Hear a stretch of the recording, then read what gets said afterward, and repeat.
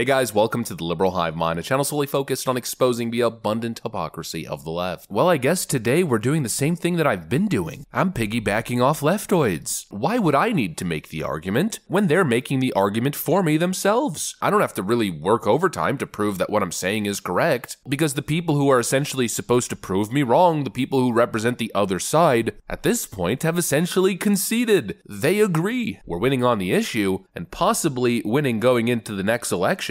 It's hard to say that for sure because you can never account for all the funny business. But anyways, the trend continues. The left is essentially saying what we've been saying. They're confirming our theories, our hypothesis, and our conclusions correct. The Trump indictments and now the final Trump verdict in the hush money case has undeniably benefited Donald Trump. There's no more ifs, ands, or buts. There's no more discussion. There's no more conversation. The bulk of the data has hit, and let's just say it's probably even more devastating than we were initially expecting.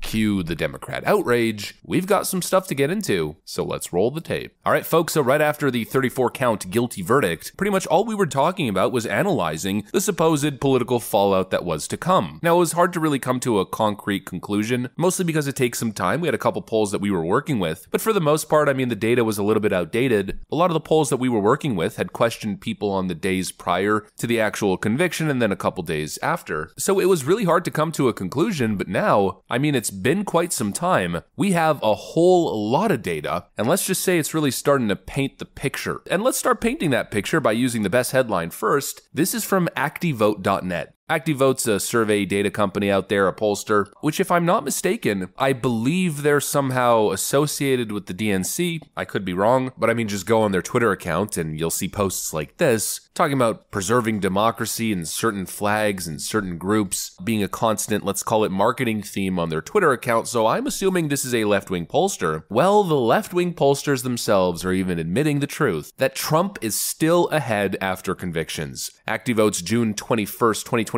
presidential poll finds that in a two-way matchup, former President Donald Trump currently leads President Joe Biden by 3.2%. In a three-way matchup, Robert F. Kennedy Jr. takes more votes away from Trump, resulting in a lead of 1.6% for former President Trump. The polls were in the field between June 5th and June 21st, median field date of June 13th. So this is a poll that finds Donald Trump ahead nationally in both scenarios. It seems RFK Jr. is hurting him a little bit in this poll, at least nationally. Doesn't really mean that much, to be quite honest, especially considering RFK Jr.'s numbers are likely to drop, and a lot of those voters are likely to flock towards the Trump camp. But anyways, nationally, Trump is leading in both scenarios. And the craziest part, his lead is expanding. Not only is Trump, quote, still ahead after conviction, he's even more ahead after conviction than he was prior. This is what the data is finding, and it's not just ActiVote. Or I guess I could say it's not just one left-wing pollster. We also have another left-wing pollster that just released another report. Now this is probably the most shocking. I'm going to say one word. Quinnipiac. What comes to mind? Those of you who have been following the polls or following the channel for years, you know exactly where I'm going with this. Quinnipiac is the most left-wing of left-wing pollsters. Rasmussen can show Donald Trump up by 10. Quinnipiac will show the complete opposite usually. They'll show Joe Biden up plus 5 points. This is the poll that if Joe Biden starts slipping here, it's freaking game over. Well, folks, you get exactly where I'm going with this. Joe Biden's slipping in the Quinnipiac numbers, and not just slipping a little bit, slipping bad. National poll from Quinnipiac shows Trump up plus 4 nationally. That's Joe Biden down 3 from the previous poll and Trump up plus 2. And then to make matters even worse, again, like I was explaining to you in the whole RFK situation, nationally in a 5-way race, or I guess in this case it's a 6-way race, there's a new candidate that's joined the fray. Not exactly sure who Mr. or Mrs. Oliver is, but anyways, in a 6-way race, Trump's lead balloons up to plus 6, gaining 5 points since the previous poll as Biden loses 4 and RFK Jr. loses 3. Trump's lead continues to expand. I don't know if I was right on the money in my prediction, but it seems as though RFK Jr. is shedding votes, and a lot of those votes are going to the Trump camp. We're talking about a devastating polling shift, and I really want to put that into perspective. Let's go ahead and take a look at Real Clear Politics polling averages. Let's start off with the two-way race. Officially, all the numbers that you see on screen are post-verdict numbers. The first poll that that you see on the chart here is from Emerson on June 4th and 5th, and I believe the Trump indictment was either on the 1st or the 2nd of June. So all of these polls are post 34 count guilty verdict. Joe Biden's not really leading anywhere. There's a couple outliers, but clearly the trend is moving towards the Trump direction. And that's head-to-head national numbers. Not exactly that relevant, but let's keep analyzing. If we then move to a five-way race, well, again, the numbers get even worse. Just take a look at the average. There's a Rasmussen poll that released last week showing Donald Trump up plus 10 out of nowhere. And now we have a Quinnipiac poll showing plus 6.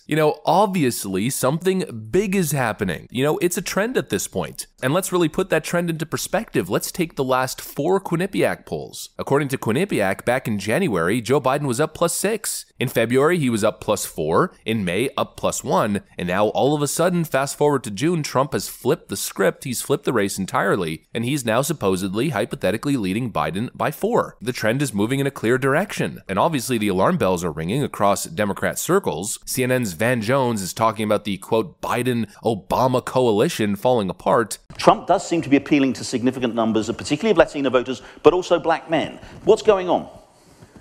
The Obama-Biden coalition is in trouble. It's in trouble. And I get beat up every time I say it, but it's obvious that it's in trouble. And it has to do with a number of things. Number one, the white working class guys left for your campaign in 2016, the Democratic Party. And now black and Latin working class guys are following along. We've got longtime Democrat advisor and strategist James Carville blowing a freaking fuse every week on Twitter. Fewer people think January 6th was any kind of what it was, as an assault on the temple of democracy, the Constitution. I don't know what the you want to say. It's going the wrong way. It's not working.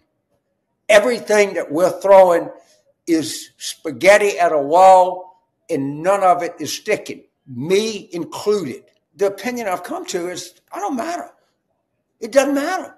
You can prepare, you can be on TV, or you can write pieces, you can have a YouTube channel, you can have a podcast, and nothing. And, we gotta try to think of something different, because what we're doing is really, really not working. We've got Democrats sounding the alarm, and that's happening because the data is suggesting that something is happening. Support for Joe Biden is imploding. We're talking about a complete implosion. Obviously, that's what the data is suggesting, and the Democrats, at least some of them, the strategists, well, they're onto it, and it's clearly causing panic. And speaking to data that causes Democrat electoral panic, it's not just the headline that has Democrats freaking out. It's not just the headline that Trump's leading by 4 in the Quinnipiac poll. It's also that Quinnipiac poll, when you delve into the crosstabs, well, the data shows Trump leading Biden with Gen Z and young millennial voters. Look at this. Trump supposedly has a 9-point lead with young voters. Now, this isn't head-to-head, so obviously Biden is probably shedding a whole lot of support to Kennedy and West, but still, if you're a Democrat, highly concerning. Young voters are ditching the Democrats like never before. Biden still is leading among voters under 30, but that support is dropping, with Trump up 10 percentage points since the election of 2020. Our next guests are 2 of those young people who ditched the Democratic Party, leaving behind the liberal ideology they embrace as teens. We got Becky and Grace. They were joining us this morning. I grew up in this social media culture that was very dominated by left-wing propaganda, for lack of a better word, that was pushed to me through the algorithms, and I accepted it. I accepted it wholeheartedly. I loved it. I was very into it until I started to come out of it and realize that a lot of what I believed was very emotional and not really based in logic or fact. So once I started to have that realization, it really all came to a head around 2020 when I started to see how Democratic policies were playing out in my city. Cashless bail, for one. The riots after the killing of George Floyd, Madison Avenue being completely decimated by, these roving bands of rioters. For me, it really came down to just looking at the nuance and doing my own research, I feel like I surrounded myself with a lot of Democrats and was kind of in that culture, so it was normal for me. But I think once I started to do my research and understand the nuance, because I kind of saw things as very one-sided, but once I kind of got out of that like cycle and stopped only surrounding myself with one kind of people, I think I started kind of leaving the hole that I was in and came more towards the right. And then if we delve into the crosstabs of that ActiVote US poll, another major red flag appears. Apparently, according to this data, Trump leads by anywhere from 19 to 22 points among independent voters, up 22 points in a head-to-head matchup, and up 19 in a three-way race against Robert F. Kennedy Jr. These are astronomical leads with some of the most important voting groups. Remember when CNN was gloating back in 2022 about how Joe Biden's gonna cruise to re-election victory because Donald Trump is supposedly so unpopular with independent voters? Well, that little bit of analysis didn't exactly age well now, did it? As Trump is supposedly up by 20. And again, let's really put things into perspective. Trump is supposedly up by 20 points with independents. He's gaining with black voters, gaining with young voters. He's ahead in every key swing state poll. Rasmussen recently shows him up plus 10 and Quinnipiac up plus 6 nationally. Something is freaking happening. You know, the kind of thing that causes a whole lot of emotional instability with your typical blue anon, vote blue no matter who crowd. But of course, that's just what's suggested in today's data. Like I always say, we'll have to see exactly how it plays out. Anyways, that's what I got for you guys. Thanks for watching, and I'll see you on the next one.